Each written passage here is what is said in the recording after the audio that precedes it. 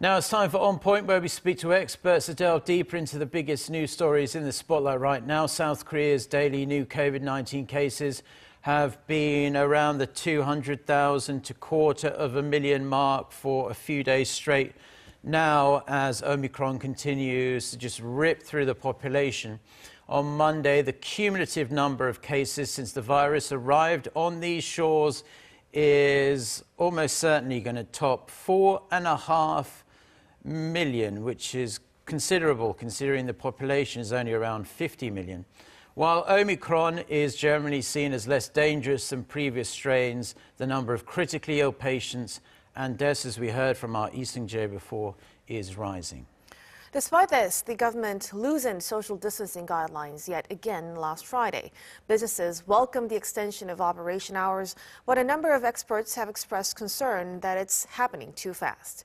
For more on where we stand, we connect to Dr. Alice Tan, internist at MizMedi Women's Hospital in Seoul. Good morning, Dr. Tan. Good morning. So firstly, like we said, we're seeing huge numbers of infections, and deaths have been setting new records, and ICU admissions are up. But despite this, distancing restrictions have been loosened. So what do you think about the move? And do you expect the government to bring back the restrictions after Wednesday's presidential election? Well, in terms of the expanded business hours, there's actually two directions that we could see an influence of this change. First of all, because hours have been expanded, this could actually decrease the amount of crowding in indoor spaces, just because the amount of time that people are allowed to gather has been expanded. On the other hand, of course, obviously, there are more opportunities now for people to mix and gather without a mask on, and that could increase the chance of transmission. Overall, the government has said that perhaps this change could influence the numbers by about 10%. That was the estimate in terms of the influence on caseloads. So we will have to see. In terms of what kind of changes we can anticipate after the election, it's unclear right now, of course. But what I would like to see is a document similar to what has been released by the U.S. White House. They recently released a national COVID-19 preparedness plan. It's a 97-page document that outlines how the country is going to protect people against COVID, prevent the infection, treat the infection, how they're going to make sure that there's enough stockpiles of PPE and therapeutics, how they're going to help vaccinate the world against COVID-19, and also to prepare against variants. I would like to see a similar document prepared by our government here in Korea after the election. I mean, we don't have to wait until after the election, but obviously we may have a new administration. And I think that's one of the first things that needs to happen. Now, Doctor, critics have said that many of the current policies in regards to restrictions could potentially be aimed at trying to shift the political mood in the country. Some polls showing that the majority of South Koreans are just keen for some kind of change after 5 years of this current government. Are you concerned, though, that such political considerations may be coming before national health considerations?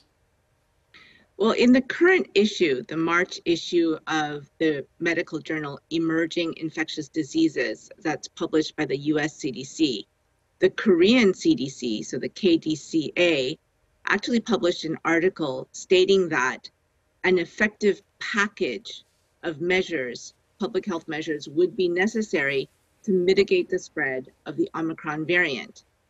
I haven't seen an effective package employed by our government to prevent the spread of Omicron. And so I wonder what's going on. Our public health officials clearly stated the need for an effective package, and yet what we've done is eased measures, public health and social restrictions, sort of gone in the opposite direction.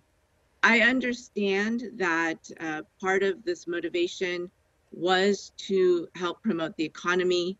Also, hospital capacity still remains relatively open. So 56% of ICU beds, 61% of subacute ICU beds are still open. And so I think that's what motivated this change. But you never want to wait until 70% of your ICUs are filled because we already have enough high-risk patients diagnosed to fill these beds. Even now, the numbers are so high. So if we wait until 70% or more are filled before we pull back, then we risk having the same situation as we were during our last wave, where ICUs are completely filled and people end up dying before they can be admitted to the appropriate facilities. But Dr. Tan, like we said a while ago, we are expecting some changes for Election Day. But what is your medical opinion on allowing COVID-19 positive people being permitted to leave the house to vote? Polling stations let them vote for 1 hour starting at 5 p.m. on Saturday during the early voting period. So do you expect this could lead to further spike in the coming days? Certainly there's a chance of transmission. Anyone who has the highly transmissible Omicron strain could spread the infection very easily. But I think what this issue highlights is, first of all, just how many active COVID patients we have in our country. We have more than 1,100,000 active cases in our country, and certainly this type of population could affect the outcome of a presidential election. And so we really do need to allow these people to vote. I think the other issue that's highlighted is that we don't have a non-contact option for these people to vote. We don't have mail-in voting. We don't have online voting available, which would have been preferable. And I think it's also more concerning to me is that people who have positive rapid antigen test results before their PCR test results are available, they're allowed to vote with everybody else. They're not getting the separate time slot to vote. They're being allowed to stand in line with uninfected people who could be of high risk, and that's actually more concerning to me. Yeah, it just makes you wonder why this couldn't have been sorted out weeks, if not months in advance, considering that the situation was hardly likely to get much better over the course of this time. And having people standing outside for hours on end in the cold isn't going to do much good.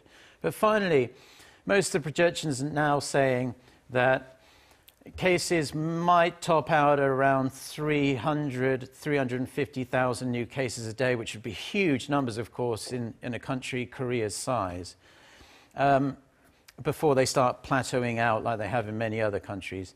Do you expect this forecast to be fairly accurate? And I also want to touch upon the impact that, so if we have 4.5 million people so far, we don't know how many people eventually are going to have had COVID. What kind of impact do you think this could potentially have on the healthcare system if even 1%, 2%, or 3% of those have long COVID?